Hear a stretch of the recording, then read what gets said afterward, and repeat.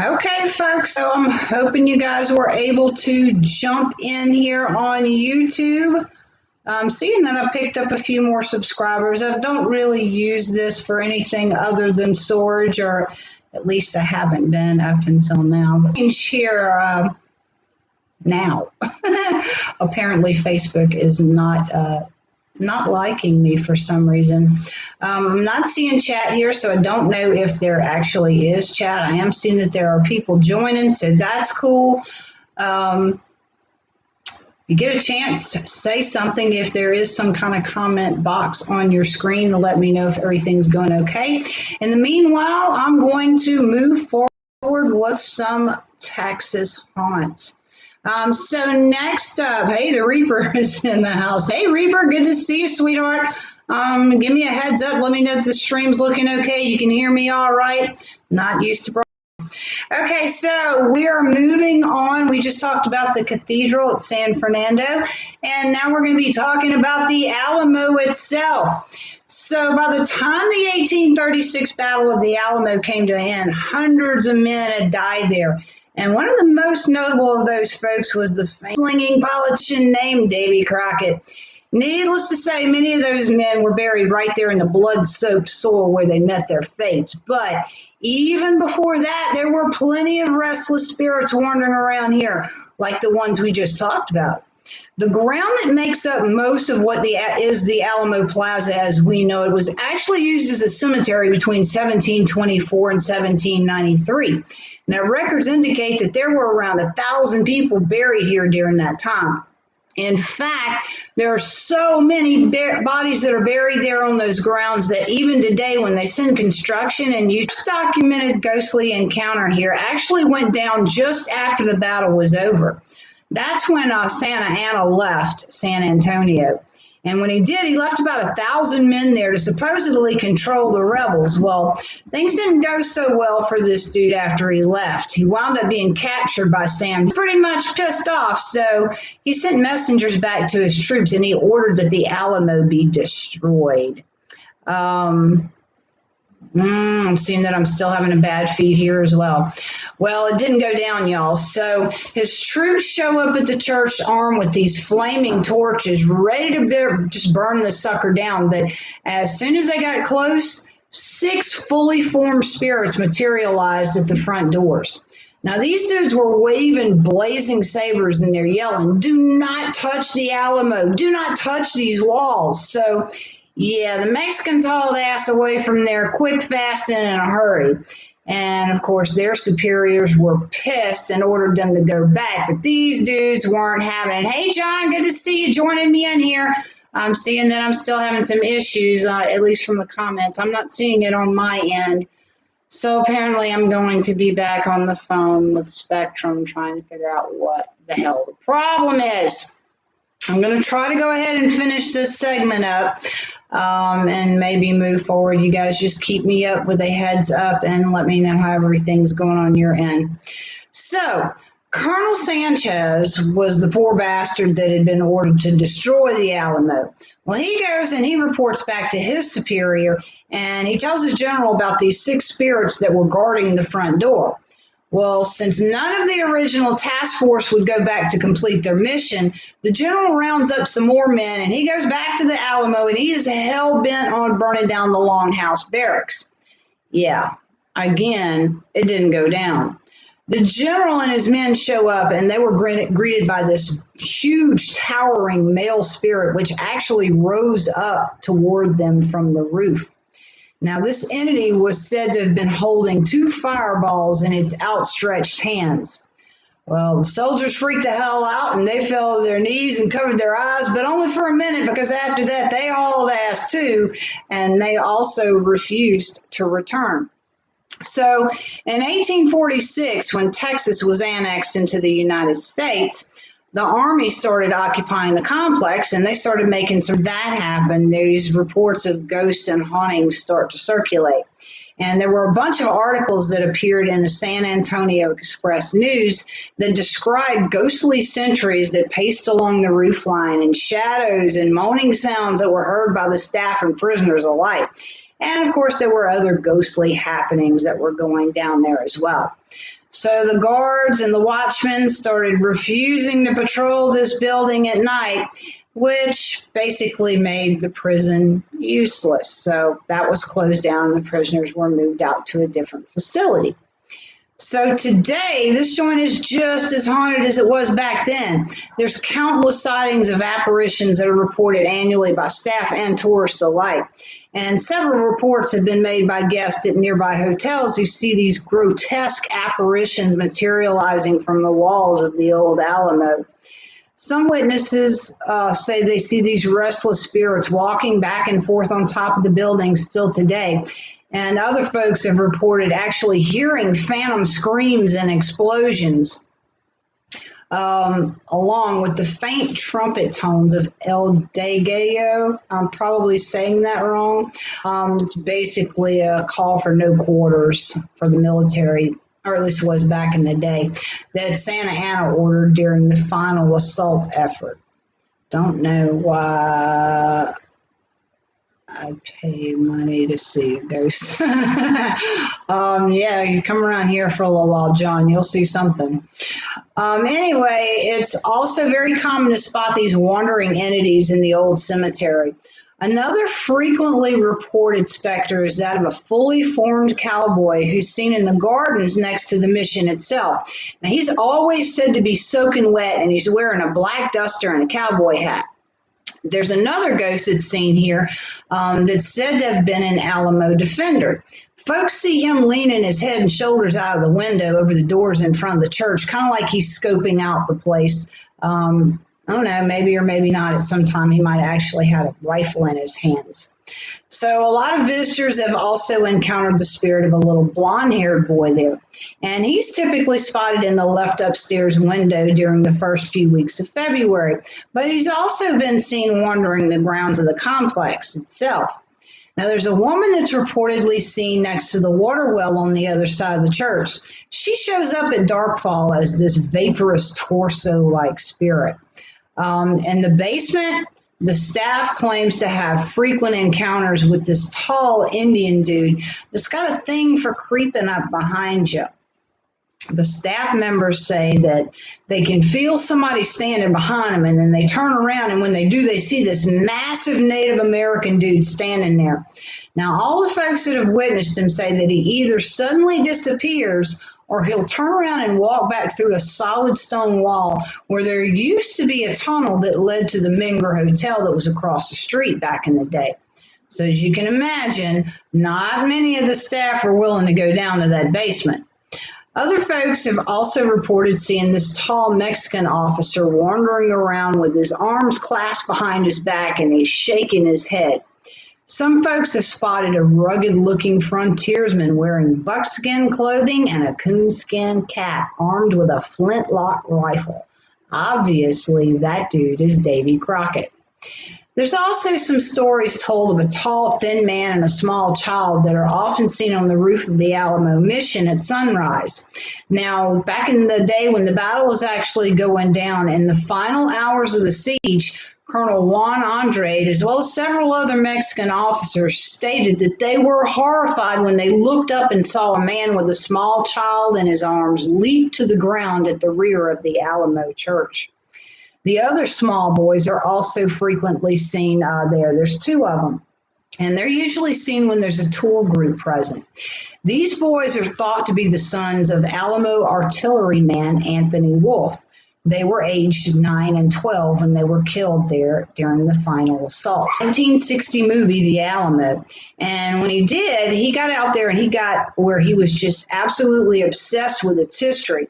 So he insisted on historical accuracy and personally toured the Alamo several times. And then he actually examined the blueprints of the fortress before he spent $1.5 million in recreating an exact replica in Brackettville, Texas. He also constructed an entire little village there around it, which has become a pretty popular tourist attraction, and it's been used as a set for several other movies. Well, shortly after he died, staff and visitors began reporting sightings of the Duke walking the grounds of the original Alamo. And what's really cool about that is some say that he's often seen talking with other spirits Good. It looks like it's kind of working out. Says we're still freezing a little bit, but not as much as before. I'm not real sure what I'm going to do other than pull my freaking hair out to get the stream to work somewhere without freezing up. As far as the Alamo and burials go, there's two locations there where the bodies of those folks that died in battle are buried. And of course, those spots are there.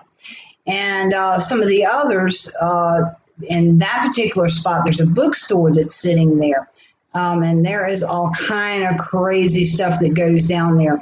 As a matter of fact, one corner of this bookstore stays freezing cold year round, and they can't seem to keep the books on the shelf there in that bookstore. And it's not because sales are great. It's because something keeps flinging them off of the shelves. And then the last really cool story about the Alamo that I have is just outside of town there's a road that leads from Natchitoches to San Antonio. And there's been dozens of reportings or people claiming that they're seeing this ghostly apparition of a man that's walking along the highway carrying a long rifle. So folks will stop and ask him where he's going or if he needs any help. And he says, no, he's trying to get back to which was the Alamo's only coward. Rose was the only dude around that refused to join the defenders. And apparently his afterlife is so riddled with guilt that he's constantly trying over and over again to make his way back to the battle so he can regain his honor. Next up, I'm going to continue on for now. I don't know if I'm going to do a redo or Memorial Hospital for now. And that's said to be one of the most haunted places in Texas.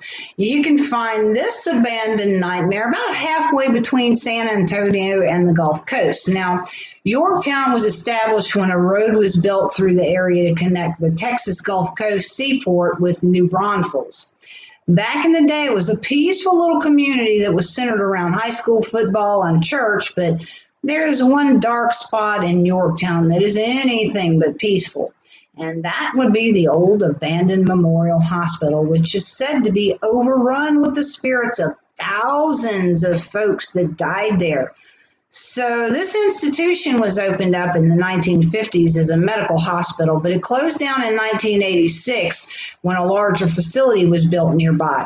Well, at that time, a group of nuns known as the Felician Sisters, they were actually part of the Roman Catholic Church. Well, they come in and they take over this hospital and they turn it into a rehab center for druggies and drunks. Now, their intentions were pretty noble here, but able to control their patients. And then, of course, the structure was abandoned, well, at least by the folks that had a pulse. So folks say that there's still plenty of patients that are hanging out there today, but not the kind that have actual physical bodies. John said he's got to make it. There's this one dude, he was a doctor. His name was Leon Nowierski. Now, the doctor practiced well into his 90s, and he actually held the oldest medical license in the entire state of Texas. But he was notorious for making clumsy mistakes, including once slitting a door near the doctor's lounge. It's said that back in the day, he had a little bit of a habit with flirting with and groping some of the women in his office. Apparently in the afterlife, he's still looking for them. Anyway, there's a little girl named Stacy that hangs out there on the second floor. Now, there's a legend there that says if you meet up with Stacy in the basement and you roll a ball and offer to play with her, actually, if you tell her you'll play with her and roll the ball around for a little while, she will respond if you tell her that you will read her a story. So once the ball starts rolling around back to you, go upstairs to that library and she'll appear sitting at one of the tables while you read a book to her.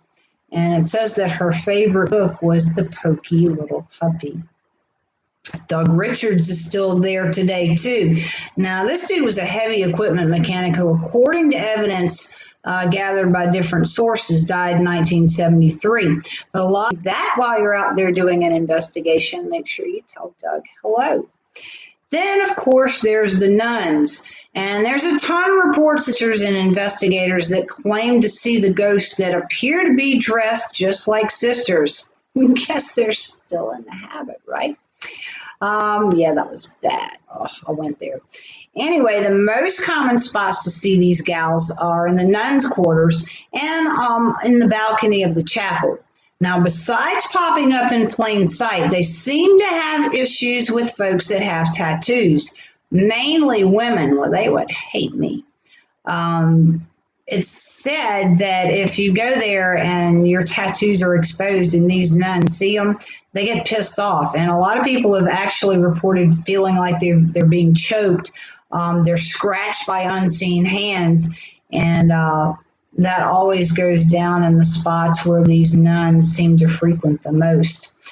There's also a dude there named TJ that's still hanging out. And this dude died of a heroin overdose on the back steps of the hospital. So according to the story, there was a bell on the back steps. And at night, when the nurses went to bed, one nurse was supposed to stay up and listen for the bell. Well, apparently on this particular night, either the bell didn't work or somebody was slacking and fell asleep on their watch. So the next morning, door where he bit it. Also, it seems that there were victims of a different sort here as well. One of the nurses there was having a fling with not one, but two of the rehab patients. That's playing with fire right there. So she's down in the boiler room having some fun with one of these dudes, and the other side thing comes down there and sees what's going on. So, of course, he's pissed. And he stabs that tramp to death. And then he turned his attention on the other dude. So they tie into it. But the other dude winds up killing the dude that stabbed the tramp to death. And it was such a bloody scene there that there is still blood splatters all over the wall today. In fact, some was recently sampled and down there. There's reports of everything from talking dolls to massive black apparitions with red glowing eyes. And somebody goes there with their equipment and their cameras to investigate. It seems like they all make a show. They all want to make sure that the visitors leave happy with evidence, and that usually does happen. Seems like everybody who's gone there to investigate on some level, whether they be professional or amateur, they leave with plenty of evidence. So there's a dude there that is, I guess they call him a caretaker. And he says there's kind of a few things that have to be done every night consistently, or the spirits get a little bit unruly. So one of those things is that the lights have to be left on at the nurse's station. And if they are, it seems like everything's fairly calm and nothing really goes down. But if for some reason he forgets and he turns those lights look like regular folks, they could have been there visiting or maybe rehab patients, but others obviously are nursing and medical staff, and some are obviously patients that were staying there. Besides seeing people that aren't really there, the caretaker says that there's a lot of activity around the front entrance. That's where there's this staircase that's kept closed off in front of the building by a door with a pane of glass. And he says every evening when he goes to lock up and check and make sure everything's secure, that he can hear tapping on that door glass. There's been plenty of paranormal investigations here at the hospital as well. And one of those investigators shared some of their experiences not too long ago, about 3 years ago. Now, she said that she's had a number of personal encounters, and she's captured a whole lot of evidence in the form of pictures, chance to. So this chick says that she's been pushed, touched, she's had her shirt tugged on, and a whole lot of other things. Another interesting experience she had there was pretty cool. So she says they were in one of the rooms and they were trying to invoke the nuns to come out and confirm their presence. And she shouts out, "Come on, sister, I know you don't like tattoos. Well, I got a whole bunch of them. What about a Catholic girl that's got tattoos?" Well, the nuns decided they would make their presence known after she made that statement. And immediately after that, this disembodied female voice was recorded that's locked down in the hospital as well. That went down in 2011, and then they did a second one in 2014.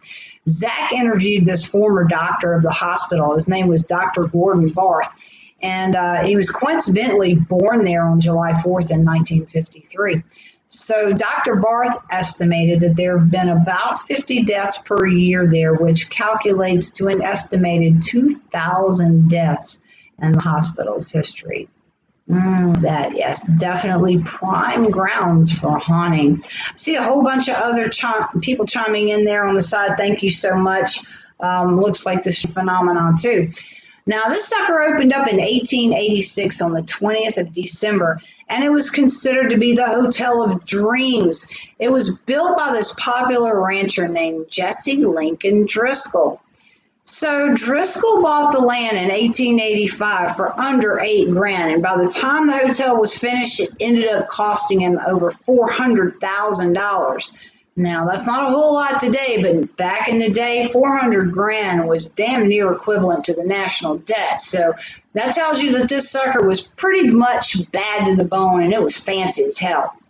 Needless to say that a hotel as luxurious as the Driscoll Hotel drew only the most famous and elite individuals in the region. From politicians to celebrities, the Driscoll has hosted them all. So, old man Driscoll, he absolutely loved the hotel and the status that came along with it. So, of course, in fact, he loved it so much that he decided he would stick around even in the afterlife. Many of the staff and some of the regular visitors that knew him swear that they felt him roaming the halls there well after he had been laid to rest. Folks will tell you that he makes his presence known by the smell of his cigar smoke, and he's known to show up in some of the guest rooms, particularly the female guests. But old man Driscoll, he's not the only ghost that's known to hang out there. There's room 525 that's said to be one of the most haunted in the entire hotel. The story with this room is truly tragic. It's known as the Suicide Bride's Room. Legend says that two young women who were on their honeymoon there at the Driscoll killed themselves in the bathroom of room 525. Those deaths occurred exactly 20 years to the day apart. When it happened the second time, the hotel staff blocked off the bathroom area and closed off the room completely. But when reconstruction efforts began in 1998, the room was reopened, and that's when the shit hit the fan. Not one single guest stayed in room 525 without having some kind of experience or encounter. Anything from flickering lights and faucets turning off and on to disembodied sobbing and actual encounters with the spirit of this chick dressed in a wedding dress. Folks have left that room with some pretty crazy stories to take home with them. And to me, that is the absolute best, hey Karen, the best kind of souvenir that you could ever have. Then there's another chick that committed suicide there. She wasn't on her honeymoon, not in a bridal dress. And this went down on the 4th floor. The reason behind her fatal decision has been lost to history, but many folks have stayed there along with the hotel staff, have spotted the woman out of the corner of their eye, and when they turn to acknowledge her, she vanishes into thin air. There's also reports of the sound of a female voice whispering, and some claim to have heard her crying there as well. Then there's a very well-documented story about a young girl named Samantha Houston. Now, she was the daughter of a popular senator. Sometime in 1887, when the senator and his family were visiting the Driscoll, the little girl was chasing a ball down the grand staircase. Well, the little girl tripped and fell, and of course, when she landed, she broke her neck. She died there. This incident was actually the first recording of paranormal activity at the Driscoll Hotel. Not 1 week after she died, she was spotted chasing her ball down that same staircase again, vanishing right before she reached the spot where she fell and died. As a tribute, the hotel owner commissioned a portrait of Samantha that's still hanging on the wall of the 5th floor today. That painting shows Samantha smiling sweetly and holding a bunch of flowers and a letter. Now, the visitors that go there, they claim to feel dizzy or nauseous when they look at this painting. And some folks actually say they have this feeling or sensation of being lifted off the ground. Other folks say that Samantha tries to communicate through that painting, and if you stare at her long enough, the expression on her face changes. People believe that they can actually hear her giggling throughout the halls of the hotel, along with the sound of her ball bouncing down the stairs. And then there was this really cool thing that went down there not too terrible long ago. Some of you guys may actually know who this chick is. Annie Lennox of the Eurythmics. She stayed at the Driscoll during a tour there. Well, Annie was having trouble deciding what she was going to wear on stage that night. So she lays two dresses out on the bed and she goes to take a shower. Well, when she goes back into her room, somebody had made the decision for her. One of the dresses had been hung back up in the closet. That's cool, right? Annie Lennox had a paranormal encounter there at the Driscoll Hotel. Joint is still up and running today, folks. Might be a good place for you to take a weekend off and hang out and see if you actually see anything there at the Driscoll. Just say the hell out of room 525. Next up, we're headed to Fort Worth, Texas to Miss Molly's Bed and Breakfast. Now, this little gym is a vintage blast from the past. It's a Western-themed 8-room bed and breakfast above Fort Worth Star Cafe. Now, in the 19th century, wild longhorn cows roamed the plains around the Fort Worth area, and an enterprising cowboy could make a ton of money back in the day if he had the means to round those suckers up. Now, these cows would sell for as much as $50 a head up north, which was a lot of cash back then. So Fort Worth kicks off its livestock industry, and it became the starting point of the Chisholm Trail. That's the route that the cowboys travel when they're taking their herds up north to sell. And of course, that was way before the railroads were there. So when the railroad did come, it brought huge growth to stockyards. So of course, Fort Worth was booming. Livestock could be shipped to market, which kept them from walking off all their weight on the Chisholm Trail, which means they were worth a lot more money when saloons, 17 blacksmith shops, 24 wagon yards, 6 hide dealers, 7 barbers, and a massive stockyard. Well, eventually there was even a rodeo stadium, which is still there today. So as the folks there got richer, there came a need for classier boarding houses. Enter Fort Worth Star Cafe and Miss Molly's boarding house. That went down in 1910. So 15 to 20 years later, until, therefore, of course, the authorities turned the other way and allowed the oasis to carry on its business without being disrupted. Well, as time goes by, this little joint saw a lot of action, and by the 1940s, this once high-class boarding house had sunk down several notches and was branded with a new name. The Gayette Hotel was a low-class bordello that serviced cowboys and others in town who were involved in livestock and business, along with some of the more shadier people that were known to frequent the area. Unfortunately, some of these deeds, and you guys see Kane walking by in the background, he's not scared of stairs. I know, thank you very much. So, at some point, the government stopped turning that blind eye to prostitution. Kane does not like prostitutes. So, if you're a hooker, there he goes. Okay.